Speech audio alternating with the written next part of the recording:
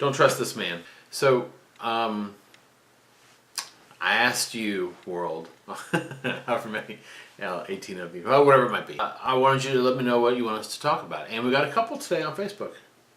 2, thank you to both of you. You know who you are, Linda and Paula. So I promise both of you, well, I promise one of you that I will talk about yours later, Paula. I'll do Linda's first. Hers was first in line. I've been thinking about it today. So here was Linda's question. Linda, full disclosure, is my cousin. Her question was, what is the definition of evil?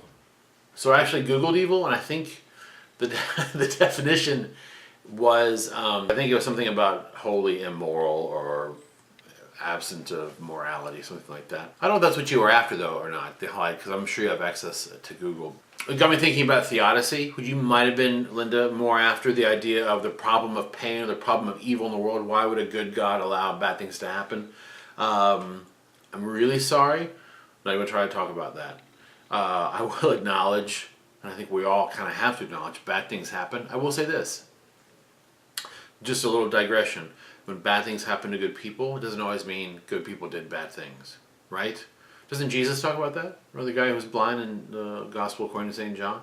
Who did this, teacher? Was it his parents' sin or whatever? And Jesus says, what about sin? But anyway, none of those things. It got me thinking mostly about this. It got me thinking about the evil that I do, and maybe that you do, although I can't talk about you really, can I? I can mostly talk about me. It got me thinking about the evil that I do, and all those times that I behave in a way that is evil.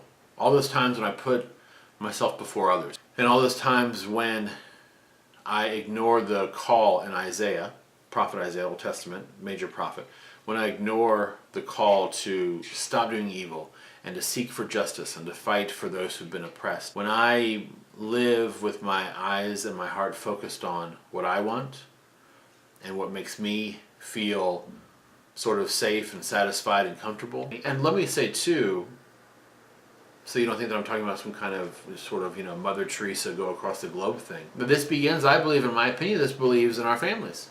When we fail to see the effect of our behavior on the people closest to us, or when we disregard the people closest to us, when we take them for granted, when we act as if those people closest to us should, or rather, do exist for us, I think that's evil. But I think I do evil when I do that. So the definition of evil, Linda, probably looks somewhat different for everybody in a way.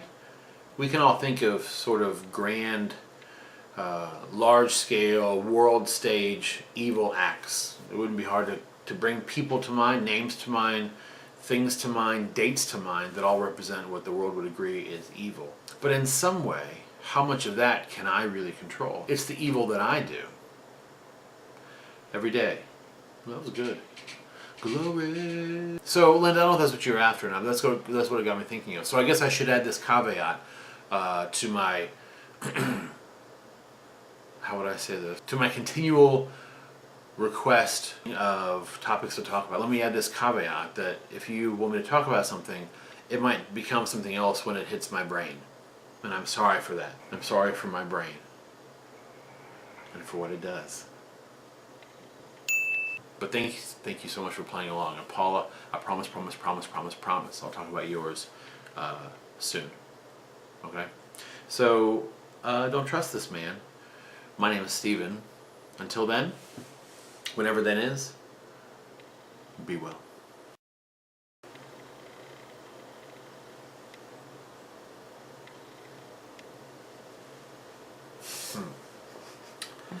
No singing that time. No singing. Wait, I just sang. No singing.